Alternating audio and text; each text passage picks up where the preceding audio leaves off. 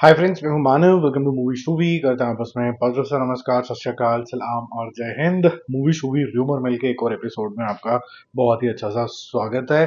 बहुत सारे लोग बोलते रहते हैं कि इसको फ्रिक्वेंटली लाते रहो, तो कोशिश यही रहेगी कि एटलीस्ट हफ्ते में 1 से 2 दिन तो ये आए और जो इंपॉर्टेंट न्यूज़ जब बस बन रही हो तो उसके बारे में हम कुछ बात कर पाएं, या फिर कोई विशेष टिप्पणी कोई कर दे, उस विशेष टिप्पणी का आंकलन करने के लिए या फिर उसके ऊपर डिस्क्रिप्शन देने के लिए कि भाई साहब इसमें कोई लॉजिक भी बन रहा है कि नहीं बन रहा, वो सब चीजें आपके सामने पेश करेंगे। ठीक है, पहले सबसे इंपॉर्टेंट न्यूज के ऊपर बात करते हैं कि प्रियदर्शन और जो अक्षय कुमार है उनकी जो फिल्म है भूत बंगला, ये फर्स्ट क्लास तरीके से चल गई है और वो 2 से 3 फिल्मों के लिए और हैंडशेक कर रहे हैं।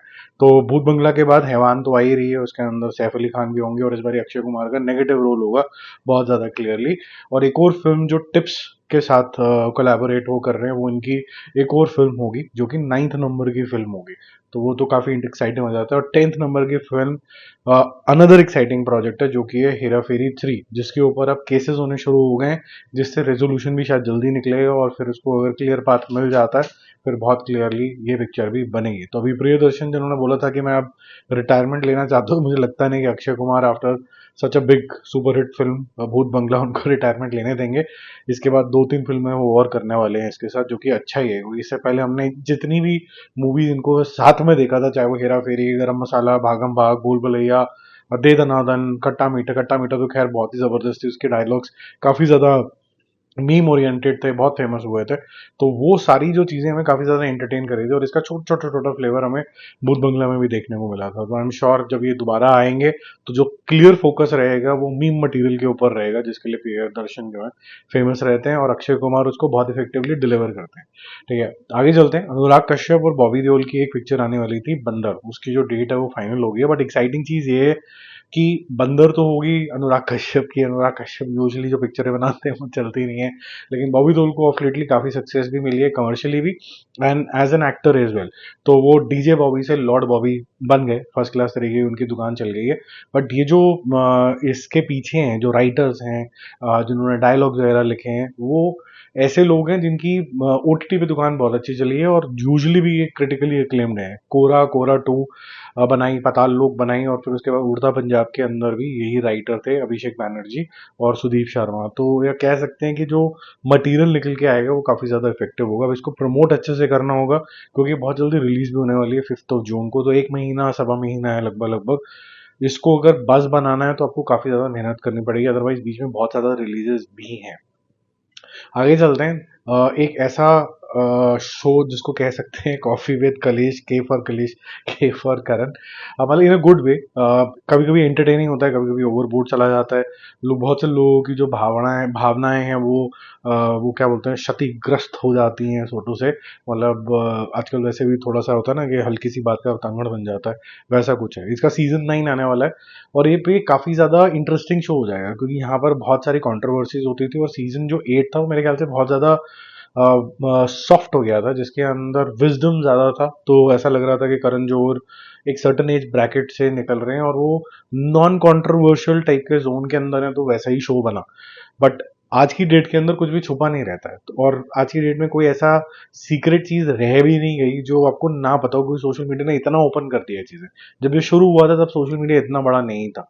तो अब ऐसा क्या ये करने वाले हैं, ऐसा क्या कॉन्सेप्ट निकलेगा जो अभी भी इसको एंटरटेनिंग बनाएगा। ठीक है, तो वो देखने वाली बात होगी। दिवाली के आसपास ये देखने को मिलेगा। थोड़ा सा बोल्ड जरूर होगा, तो ये फिर से डिजिटल फॉर्मेट ही लेगा और आपको मोस्ट प्रॉब्ली ये हॉटस्टार, जियो हॉटस्टार पे देखने को मिलेगा। ये स्टार नेटवर्क पे, टीवी पे नहीं आएगा। सनी देओल और प्रीति जिंटा की जो मूवी आने वाली है लाहौर 1947, जिसने लाहौर नहीं देखा उसने कुछ नहीं देखा, इस तरीके का जो नाटक है उसके ऊपर है। इमोशनल स्टोरी है ये, इसके अंदर मार धाड़ तो नहीं है, लेकिन अगर होगी भी तो शायद सिनेमेटिक लिबर्टी ले ली होगी इसके अंदर। 13 अगस्त 2026 को ये आएगी। मुझे नहीं लगता अगर इसका ट्रेलर वेलर थोड़ा सा भी सही हुआ कोई भी इसके आसपास जाने की कोशिश करेगा, कंसिडरिंग कि सनी देओल की भी बहुत ज्यादा निकली बड़ी है। अभी इसमें ये वो स्टार बन गए हैं जिनको उनको बोला जा रहा है लास्ट एक्शन हीरो। तो इतनी आसानी से तो प्यार कम होगा नहीं।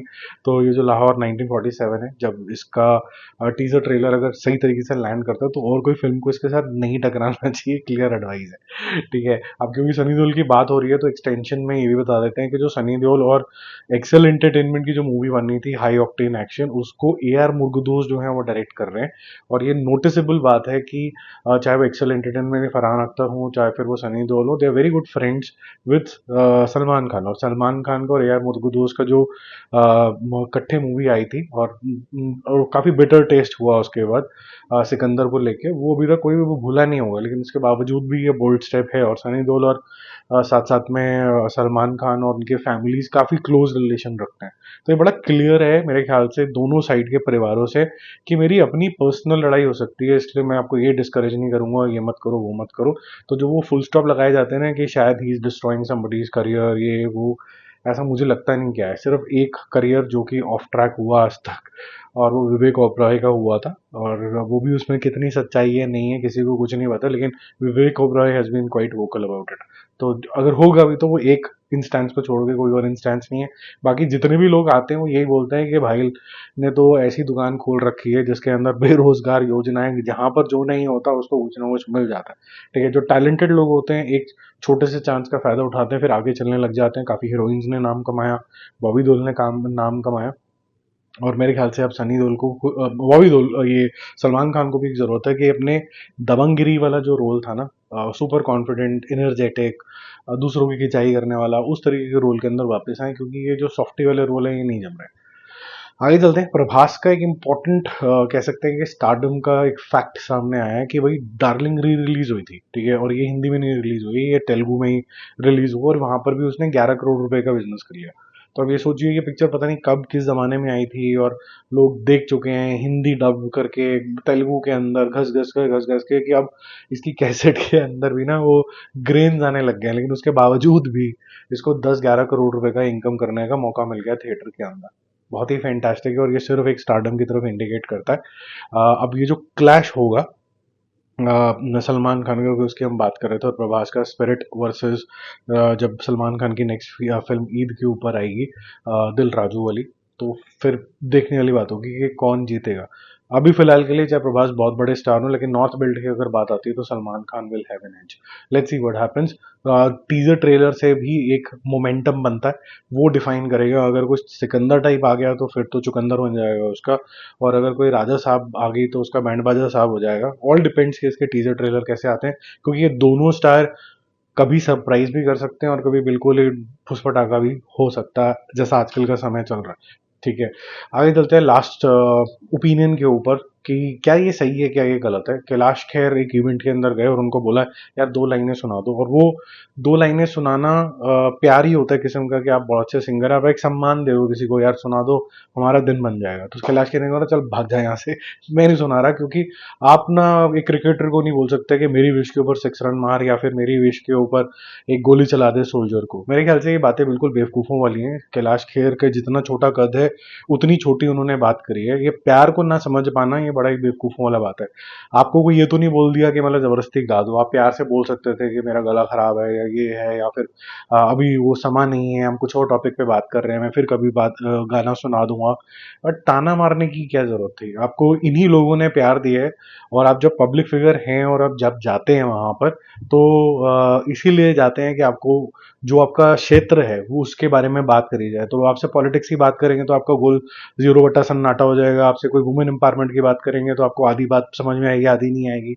तो जो बातें आपको समझ में ही नहीं आएंगी उसके ऊपर आपको बोलना नहीं आता, और जो आता है उसको आप इनकार कर दोगे, तो मेरे ख्याल से ये काफी थर्ड क्लास बात थी। मैं कभी भी किसी को इतना ज्यादा डिस्करेज नहीं करता हूँ, बट ये बेवकूफों वाली बात है ना कि आपका जो एरिया है जिसकी वजह से आपने नाम कमाया, बोलोगे 2 अक्षर गा दो, उसके अंदर भी टैंट्रम है खाम खागा।